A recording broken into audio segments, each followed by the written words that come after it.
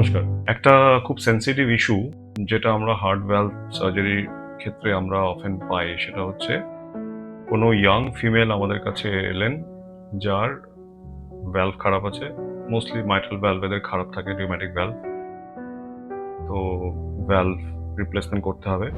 এই ক্ষেত্রে আমাদের বেশ কয়েকটা অপশন থাকে। একটা হচ্ছে ভ্যালভটা যদি রিপেয়ারেবল হয়। জেনারেলি রিউম্যাটিক ফিভারের ভ্যালভগুলো মাইট্রাল স্টেনোসিস হয়। Severe mitral stenosis valve leaflet গুলো খুব থিকেন্ড হয়ে যায়। ওগুলো রিপেয়ার করা সবসময় সম্ভব না। তবে আমরা বারবার অপারেশনের আগে নিজেরা দাঁড়িয়ে ইকো দেখি যে কোনোভাবে রিপেয়ার করা যাবে কিনা। যদি রিপেয়ার করা যায় then try to repair it. Valve পুরো চেঞ্জ না করে, প্রতিস্থাপন না করে, বিশেষ করে ইয়াং ফিমেলের ক্ষেত্রে যদি রিপেয়ার না করে রিপ্লেস করতে হয় তাহলে আমাদের হাতে দুটো অপশন। একটা হচ্ছে মেকানিক্যাল ভ্যালভ, একটা হচ্ছে bio valve. Bio valve young পেশেন্টদের দিলে যেটা অসুবিধা সেটা হচ্ছে বায়ো ভ্যালভ তো 10 বছর কি 12 বছর হয়তো টিকবে, তার বেশি টিকবেই না। আর বায়ো ভ্যালভ নিলে সুবিধা হচ্ছে ওয়ারফারিন খেতে হবে না, মানে ওই খারাপ ওষুধটা খেতে হবে না যে রক্তকে পাতলা করে রাখে। কারণ সেটা না খেলেও বায়ো ভ্যালভ টিকে যাবে, কিন্তু টিকবে সে 12 থেকে 14 বছর বা 10-12 বছর এরকম। মেকানিক্যাল ভ্যালভ সারা জীবন টিকে যাবে। মেকানিক্যাল ভ্যালভ কখনো খারাপ হওয়ার কথা নয়, যদি না স্টাক ভালভ হয়ে যায়, মানে ভ্যালভ আটকে গেল কোনো কারণে, সেটা অন্য একটা ইস্যু। কিন্তু মেকানিক্যাল ভ্যালভ মেনটেন্যান্সের জন্য ওয়ারফারিন খেতে হবে পেশেন্টকে এবং রক্ত পাতলা রাখতে হবে। রক্ত ঘনত্বটা কমিয়ে রাখলে মেকানিক্যাল ভ্যালভ সারা জীবন টিকবে। ভ্যালভটা অ্যাজ স্ট্রাকচারালি কখনো খারাপ হয় না যদি ঘনত্বটা ঠিক রাখে আয়নার মেনটেন করে। এখন প্রবলেম হচ্ছে ধরুন ইয়াং ফিমেল যার বয়স 18, 19, 20, 21, 22, 23, 24, 25, যাদের এখনো বিয়েই হয়নি, যারা বিবাহিত অথচ তাদের বাচ্চা এখনো হয়নি, যারা এখনো চাইল্ডলেস, তাদের ক্ষেত্রে আমরা মেকানিক্যাল ভ্যালভ দিতে যদি বাধ্য হই কোনো কারণে, তাহলে তাদেরকে তো ওয়ারফারিন খেতে হবে ভ্যালভটা ঠিক রাখার জন্য।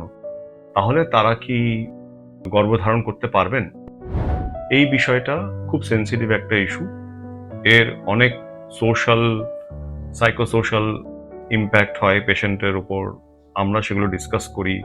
আমাদের ডিসকাস করতে অ্যাট টাইমস খারাপ লাগে, কিন্তু আলোচনা আমাদের করতে হবে এবং সবাইকে জানতে হবে, মানে all parties should understand and know what is what and what is the implication.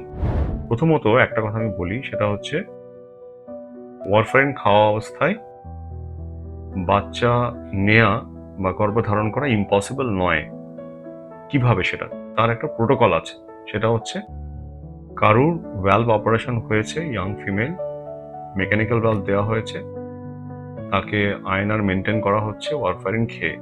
Warfarin এমন একটা ওষুধ যেটা এমব্রিওপ্যাথি করে, মানে ধরুন গর্ভে কোনো বাচ্চা এলো, ভ্রূণ এলো, এদিকে ওয়ারফারিন খাচ্ছেন তিনি, সেই ওয়ারফারিন যখন ভ্রূণে যাবে তার কিছু ক্ষতি হতে পারে, মানে এমব্রিওপ্যাথি কিছু হবে, তার ফেশিয়াল ডিসমরফিজম, স্পাইনাল বাইফিডা এবং আরো অনেক রকম মানে কনজেনিটাল ডিফেক্ট হতে পারে। এবার সেগুলো থেকে আমি বাচ্চাকে কি করে বাঁচাবো অ্যান্ড ইয়েট কন্টিনিউ প্রেগন্যান্সি, সেটা হচ্ছে আজকের আলোচনা। এখানে কয়েকটা জিনিস আমাদের খেয়াল রাখতে হবে। সেটা হচ্ছে যখন ওয়ারফারিন খাওয়া অবস্থায় প্রথমবার মেন্স মিস হবে, মানে পিরিয়ড মিস হবে, তখন আমাদেরকে ইনফর্ম করতে হবে যে পিরিয়ড মিস হয়েছে। তো কি করা যায়?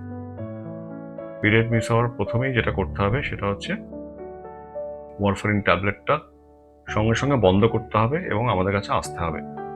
মানে সেদিন থেকে ওয়ারফারিন ট্যাবলেট আর খাওয়া হবে না, আমাদের কাছে আসতে হবে।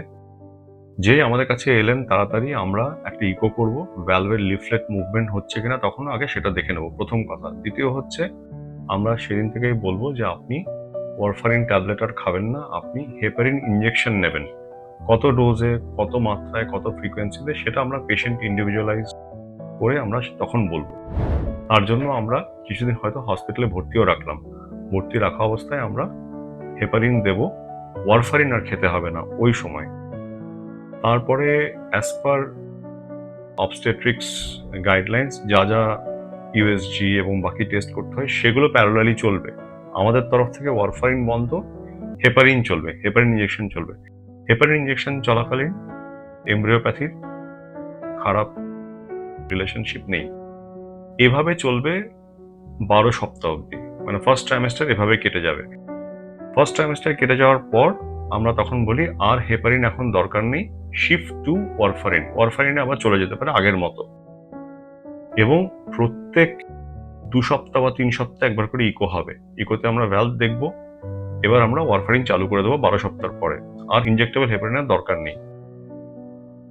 ওয়ারফারিন চলবে 32 উইক অবধি বা তার একটু আগে অবধি, কারণ 32 উইকের পর যে কোনো সময় আমরা বলি যে পেরিপার্টাম এরিয়া, মানে পেরিপার্টাম টাইম যেটাকে বলা হয়, মানে 32 উইকের পর কিন্তু কখনো কখনো এমার্জেন্সি সিজারিয়ান সেকশনও করা যায়।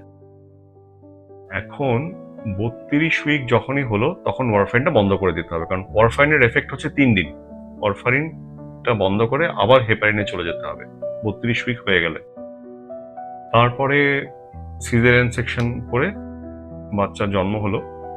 জন্ম হওয়ার পর আমরা তার মায়ের ব্লিডিং টেন্ডেন্সি দেখি সার্জিক্যাল সাইটে, এবং তারপর আমরা আবার ওয়ারফারিনটা চালু করতে পারি।